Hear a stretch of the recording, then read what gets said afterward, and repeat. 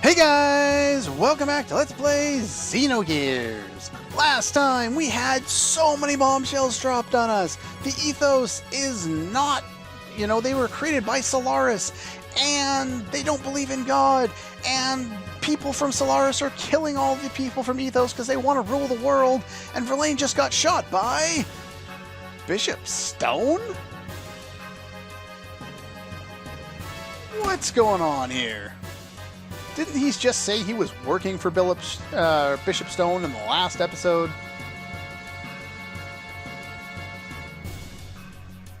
You've got too much of a, a nice hat, like with the, the closed eyes and kind of the, not really a smile, but kind of a smirk. He just seems like he's too happy, or at least content with the situation more than he should be. That's just dark. What are you trying to accomplish? I am the Inquisitor, sent to Earth from Solaris. Yes, a bishop all along. He was planted within the ethos by Solaris to keep an eye on the ethos, because many parts of the ethos were run by surface dwellers in their act of, manipulating people, controlling, the world, the people of the world, and all that stuff. They had to implant the proper people to keep an eye on them that wouldn't, get, succumb to these desires to do things on their own and try and rule the world, whatever. Sub-organization and given the task of managing Earth dwellers. They started to set up convenient doctrines for itself, basically, a belief in God, and all this other stuff that they do.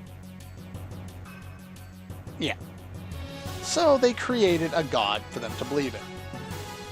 Now, I can't remember who it was. It was a German philosopher, and one of his ideas was, God didn't create man, man created God. So, the idea is a creation of some person or people here or there at some point in the past. And it's very apt to explain what's going on here. Whether there is a god or not in this universe, this is beside the point, because what we're dealing with is an idea that they've created a fake god and used that as a manipulation technique. Must eliminate all those who defy our rule. We don't like rebellions. If you remember from the last episode, 500 years ago, there was a rebellion or a war between Solaris and the Earth Dwellers. So it does make sense that Solaris would want to keep that possibility as eliminated and, as low percentage of happening as possible. There's no way they want to be stuck in another war with a rebellion or the Earth Dwellers or anyone really. They have a much better situation when they control everything. Was to eliminate the Reapers or Wells that run rampant on the Earth, but that's not their only purpose. Behind the scenes, we'd also selected men like Verlaine, responsible for observing and eliminating any corrupt people who appeared in the ethos. Now apparently, even though, Billy went when he was young and trained at the ethos to become an Etone. Then he actually left, remember, to go back and be with his sister Prim and start up that orphanage. So he's he works for them, but he's not always in the church doing this. He actually lives separately from them. I guess he's kind of like a subcontractor. There was another role I wanted you to perform. And what role would that be? Certain things in this world that you're happier not knowing. Even lies and deceptions can become the truths for some people. Makes sense.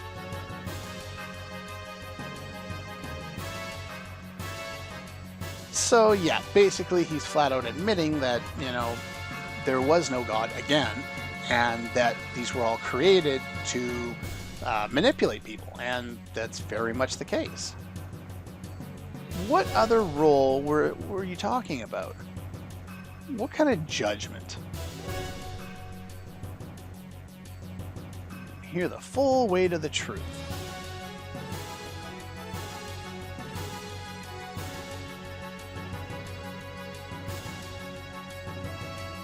Saving wandering souls. Yeah, those weird, you know, like warped, weird-looking monsters. That was a control system. For what? Was in reality.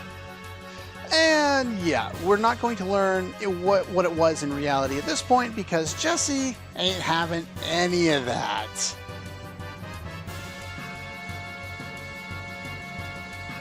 Yeah, he's actually been standing here the whole time. And just for some reason he moved behind the wall for this part of the cutscene. I don't know why. Anyway, you haven't changed at all since then, have you, Stein? Kevin Stein! And yes, I had to put that clip in there because Kevin Stein's awesome. Anyway, Stein is actually this guy's true name. Now, ironically, they just kind of threw that in there. His name is Bishop Stone, and his name is Stein, his original name. In German, Stein or Stein, or however you pronounce that, means stone. So, yeah.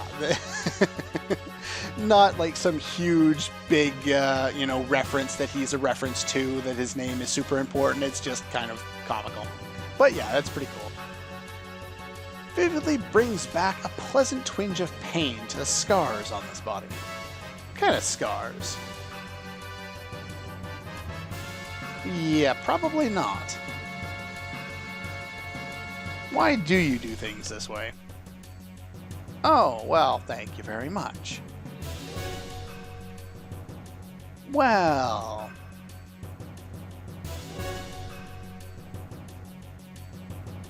that's dark. We're talking about butchering people. So many dark concepts in this game. I really do love it. Not that I'm, you know, this huge evil person that wants to hear all this. I just love the idea of pushing the boundaries from what you tend to see in other JRPGs. It's so refreshing to have a different take on things.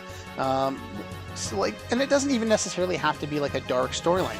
Like if you look at games like Shadow Hearts, these games actually take place in like the Earth. You know, they're not on a Gaia or a Terra. They don't live in Midgard. They don't live, you know, anywhere else. They actually go from China to Europe to Japan in these games, and because of the type of music they use, it's very effective at creating a realistic environment. You know, they're also using images that we actually know and we've seen before in our own world, right? Now, of course, these situations don't actually happen, but the fact that you get that kind of realism from those games that you don't see in a lot of other games is very impressive. Not that I'm going to go on and on about that for now. I just wanted to kind of clarify all of the gushing I've been doing about this scene, just because I think this is one of the best scenes in the entire game, really. So much is revealed, and you finally start to get an idea of what exactly this game, you know, is all about at this point. Excuse me. Do you have something you wish to discuss? Come see me later. I'll be waiting for you. And with that, we get a battle, which is why I said you should probably heal. It's the same enemies we've already fought, so I don't know why we're fighting them again and why Stein thinks that this is gonna do anything to us. But at the same time, we might as well take them out. I won't cut the scene off because it was a really interesting scene and I do like it a lot, so.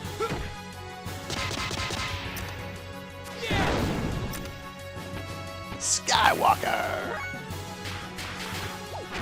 And we got Sky Attack. I don't know why Sky seems to be associated with this particular combo, triangle, square, X, but it is, so sure, why not? And we get some more money. Too late, he's already gone. Now, we're actually, like, this is where we came in over here. This is, get out of the way. This is where we went in that room there, and, okay, there we go. Unfortunately, I had a battle as I touched the door, which, like I said in the last episode, there seems to happen a lot in that room for some reason. Looks like we missed him. Oh? What do we got here?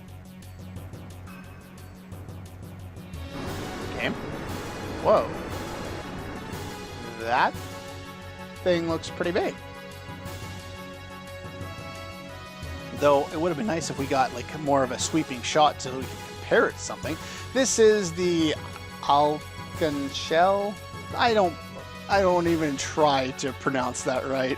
I don't know if that one has any particular meaning. I forgot to look that particular part up before I started recording this, but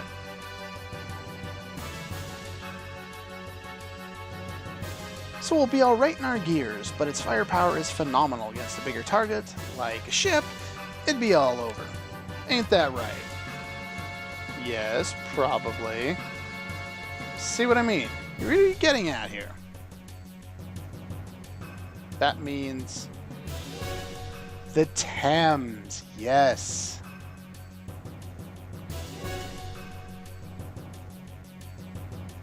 How do you know the Yggdrasil's speed? Anyway, the plan is now, let's get out of here. And luckily, they do warp us out, which is nice.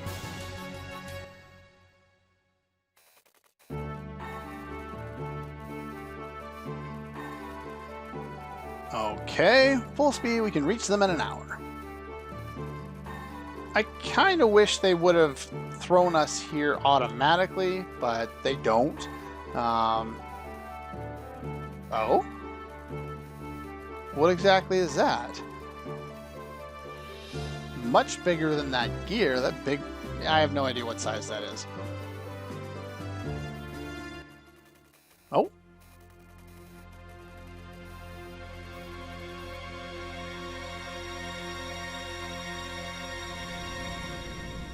I love that little theme. I'll probably be quiet for it almost every time it's on scene there. So yeah, the Thames, even though we normally only see that big one, actually does have some other little minor ships that kind of work with it as well to assist in salvaging. What the hell?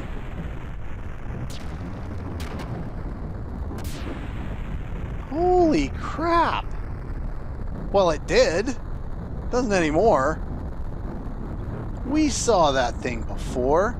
That was the thing that was docked outside of Nortune when the executioner, or whatever her name was, the lady in armor, went to talk to the Kaiser and figure out and organize for Numbnuts Faye to be transported to D-Block. I'm sorry I use Numbnuts. I do that all the time. I've tried to keep it out of my recordings for the most part. Anyway. Sense a thought of greed. Now we're stuck with these guys again. You question whose faith?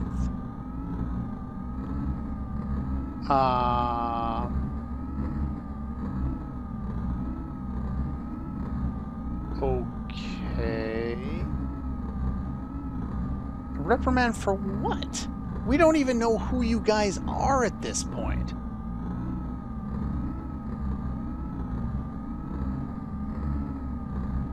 Though they do continue to give us hints each and every time.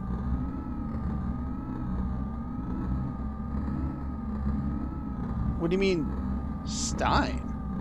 He was from Solaris. Are these guys from Solaris?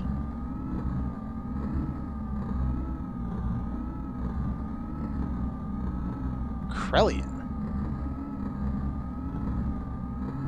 Only a molecular machine. Now, molecular machine is a poor choice of words here. They're just trying to devalue it. They're referring to nanomachines. Now, nanomachines, I don't think they've really talked about those at all in this game so far. However, that will change. It will actually become a big part of the plot. And so, just so you kind of have an idea, Krellian is looking for these nanomachines, and he has a lot of importance on it, and this group doesn't seem to understand.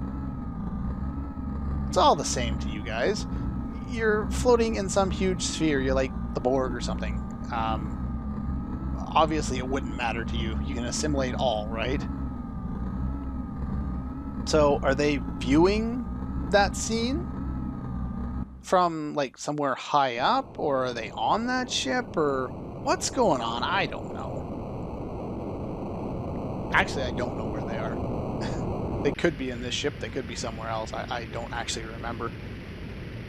Okay, looks like we're in this weird ship now.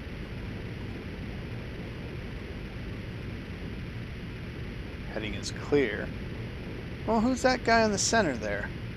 Is that Krellian? Not everything's been vaporized. Oh. Lambs 3, 5, and 11 are damaged. Retrieve the non-damaged ones. Eliminate... Whoa. Eliminate everything else. Use the test subject... Wells are test subjects? Or they're testing on some wells or something. So these guys know about Stein. I can't remember if they've mentioned Krellian or what his position is. I think they have, but I don't want to say anything in case they haven't. Okay. So they've already got access to Zeboim. This should be interesting. Most definitely. They are releasing wells. We don't like this idea, do we?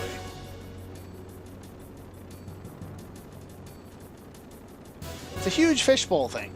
It's not really a fishbowl, but it's a big sphere and another thing, and I don't know what the hell it's supposed to look like.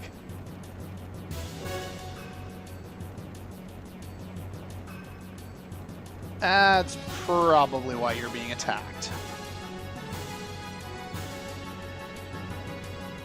In the dozens? Oh, that's not good. I wasn't sure how many they were going to drop on them, but... Launch the gears, load the big gun! Well, you gotta fight back.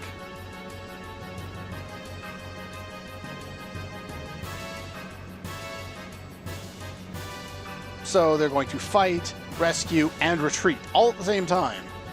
Good luck with that.